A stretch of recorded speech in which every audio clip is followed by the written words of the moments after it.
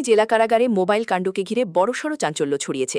দীর্ঘদিন ধরে কারাগারের ভেতরে বন্দীদের অবাধে মোবাইল ফোন ব্যবহার এবং বিভিন্ন বেআইনি কার্যকলাপ চলার অভিযোগে অবশেষে বড় পদক্ষেপ নিয়েছে পুলিশ। তদন্তে নেমে শ্রীভূমি পুলিশ কারাগারের 2 সহকারী জেলার 1 মুখ্য ওয়ার্ডার এবং আরও 1 কারারক্ষী সহ মোট 4 জনকে গ্রেফতার করেছে।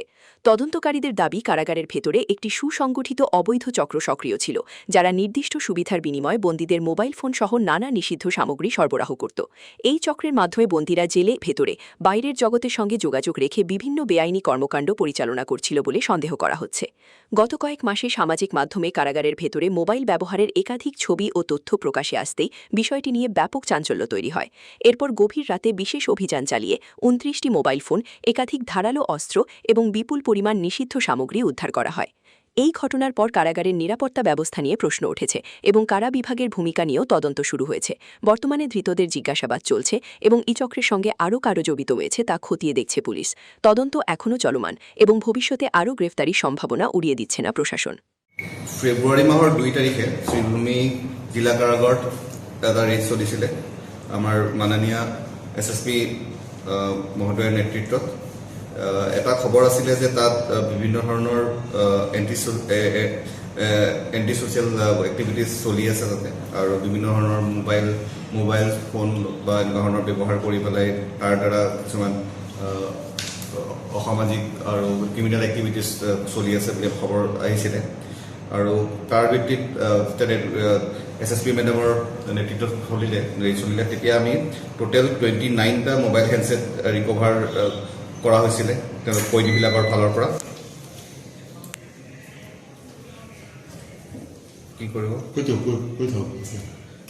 আৰু লগতে চাৰ্জাৰ্ছ, ইয়েৰফোনছ আৰু তাৰ লগতে বেলেগ নিষিদ্ধ বস্তু যেনেকৈ হুক্কা, চিগাৰেটছ, লাইটাৰ্ছ আৰু লগতে চোকা অস্ত্ৰৰ নিচিনা চুৰি, ব্লেড এনেকুৱা ধৰণৰ যিখিনি তেওঁলোকৰ লগত কয়দী হিচাপে থাকিব নালাগে তেওঁলোকক সেইখিনি যোগান ধৰা হৈছিলে বুলি যোগান ধৰা হৈছিলে। সেই ৰেডৰ সময়ত তেওঁলোক ধৰা পৰিলে আৰু চিজ কৰা হৈছিলে। আৰু এই ক্ষেত্ৰত আমি যেতিয়া এটা কেছ ৰেজিষ্টাৰ হ'ল ফেব্ৰুৱাৰী মাহৰ 5 তাৰিখে Sribhumi PS case number 36/2026 under section 61(2), 323, 49, 262 BNS আৰু তাৰ লগত read with section 42 of the prisons act. আৰু এই ক্ষেত্ৰত অনুসন্ধান যেতিয়া চলিলে, বাকী কয়দীসকলৰ ষ্টেটমেণ্ট লোৱা হ'ল, তেতিয়া গম পোৱা গ'ল যে কিছুমান জেইল অফিচিয়েলছো তেওঁৰ লগত জড়িত আছিলে। আৰু ছাবচিকুৱেণ্টলি PC actor, prevention of corruption actor 7 ছেকশ্যনটো লগোৱা হ'ল।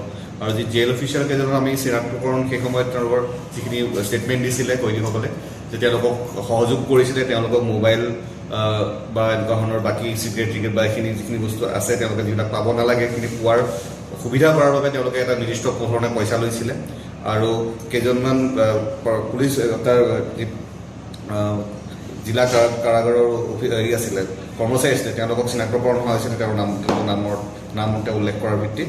তেওঁলোকৰ নাম হৈছে ক্ৰমে Rudra Deori, assistant jailer; Biswajit Baruah, assistant jailer; Musaid Ali Laskar, head warden; Subhashish Ghosh, Musaid Ali Laskar head warder আৰু সুভাশিষ ঘোষ ৱাৰ্ডাৰ। আৰু এইকেইজন ব্যক্তিক আমি যোৱা নিশা আমি তেওঁলোকক কৰায়ত্ব কৰা হৈছে। কৰায়ত্ব কৰাৰ পিছত আজি এতিয়া অনাৰেবল কোৰ্টত হাজিৰ কৰা হৈছে। আৰু যিহেতু প্ৰিভেনশ্যন অফ কৰাপশ্যন এক্টৰ তেওঁলোকৰ আছে ছেকশ্যন, গতিকে আমাৰ গুৱাহাটীৰ স্পেচিয়েল জাজৰ কোৰ্টত নিৰ্দিষ্ট সময়ত কোৰ্টে যেনেকৈ আমাৰ নিৰ্দেশ দিছে তেনেকৈ হাজিৰ কৰোৱা হ'ব। আৰু এইখিনিতে আৰু এটা কথা উল্লেখযোগ্য যে আমি ইতিমধ্যে যি কয়দীসকল আছিলে, যোনে তেওঁলোকক সহযোগ কৰিছিলে, আমাৰ জিলা কাৰাগাৰৰ আমাৰ অফিচিয়েলসকলকতো আমি কৰায়ত্ব কৰিলোৱে, তাৰ লগতে যিসকল কয়দীয়ে এই বস্তুটো ব্যৱহাৰ কৰি আছিলে তেনেকুৱা আমি এতিয়ালৈকে 25জন একিউজ, তেওঁলোক অলৰেডি জেলতে আছিলে, তেওঁলোকক চৌন এৰেষ্ট কৰা হৈছে। এই কেছখনত তেওঁলোককো এৰেষ্ট কৰা হৈছে।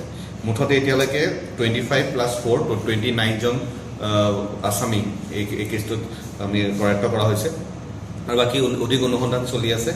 আৰু কাৰাগাৰৰ ক্ষেত্ৰতে মাজে মাজে এনেকুৱা ধৰণৰ অভিযোগ আহি থাকে জিলা কাৰাগাৰৰ ক্ষেত্ৰত, গতিকে এইটো যাতে আমি বন্ধ কৰিব পাৰোঁ তাৰ বাবে আমাৰ SSP মেডামৰ নেতৃত্বত এটা যাতে এক্সাম্পলাৰী এটা হয়, একশ্যন হয়, এটা এক্সাম্পল ছেট হয়, তাৰ বাবে প্ৰচেষ্টা কৰোৱা হৈছে যাতে যোন দোষী আছে তেওঁলোকক আমি শাস্তি দিব পাৰোঁ আৰু যি জিলা কাৰাগাৰৰ যি উদ্দেশ্য সেইটো ভালদৰে আগবাঢ়ি যায়।